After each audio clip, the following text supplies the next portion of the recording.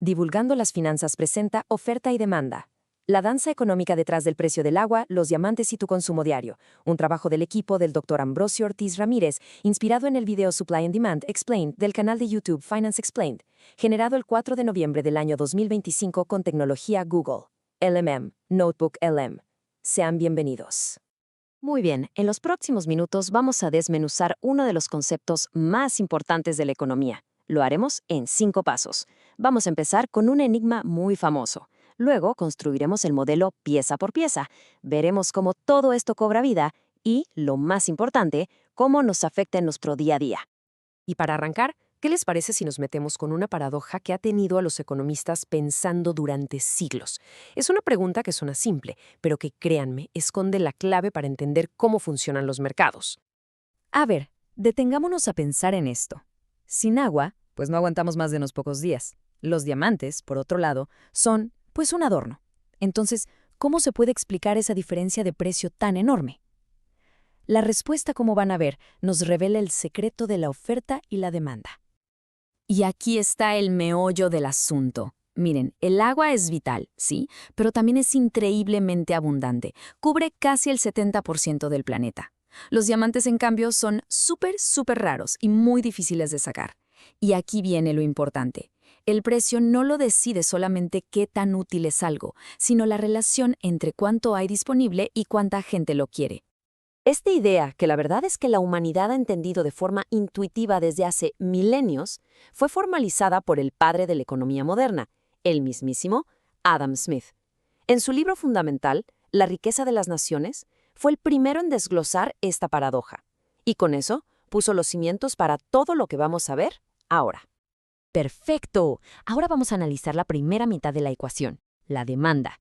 Aquí nos vamos a meter en la cabeza de los compradores. ¿Qué es lo que determina cuánto queremos de algo y a qué precio?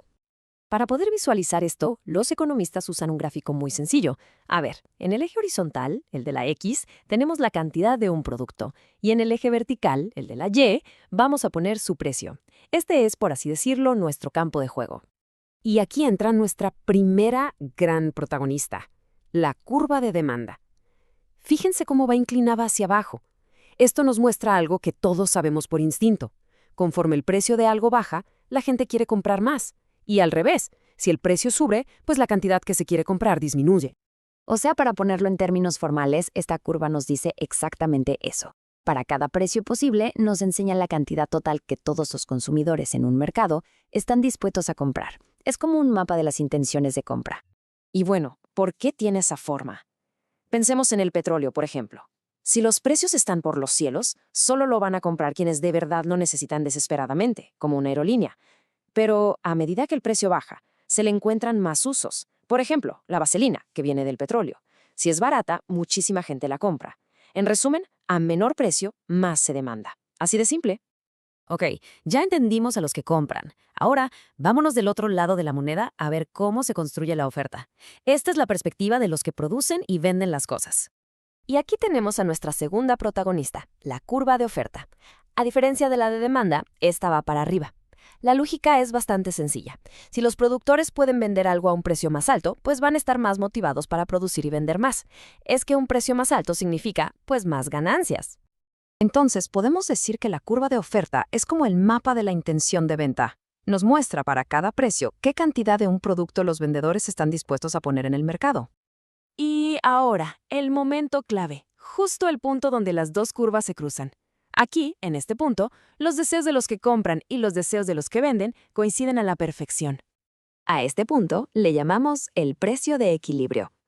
Es el precio mágico, donde la cantidad que los productores quieren vender es exactamente la misma que los consumidores quieren comprar. El mercado se vacía, o sea, no sobra ni falta nada. Es el punto de acuerdo natural. Pero claro, el mundo real no es una foto, no está quieto. Las curvas no se quedan fijas, sino que se mueven todo el tiempo respondiendo a lo que pasa a nuestro alrededor. Vamos a ver cómo funciona esta danza.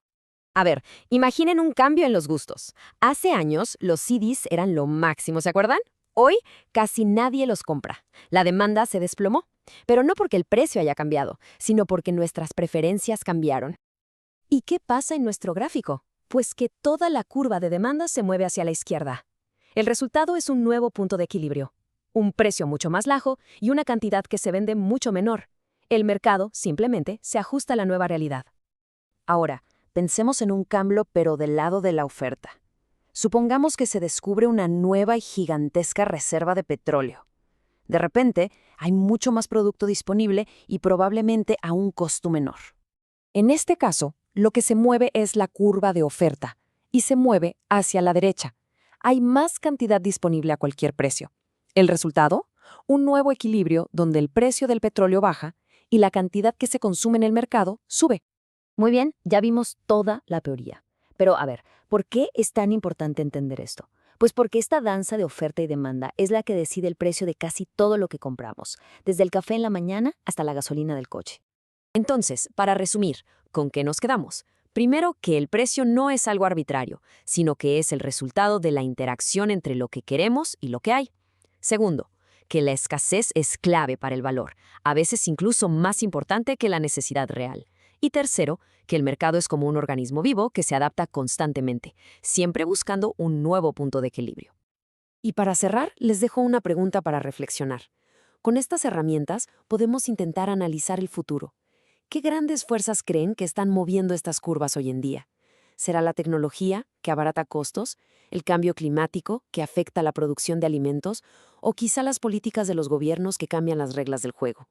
Esta danza nunca termina.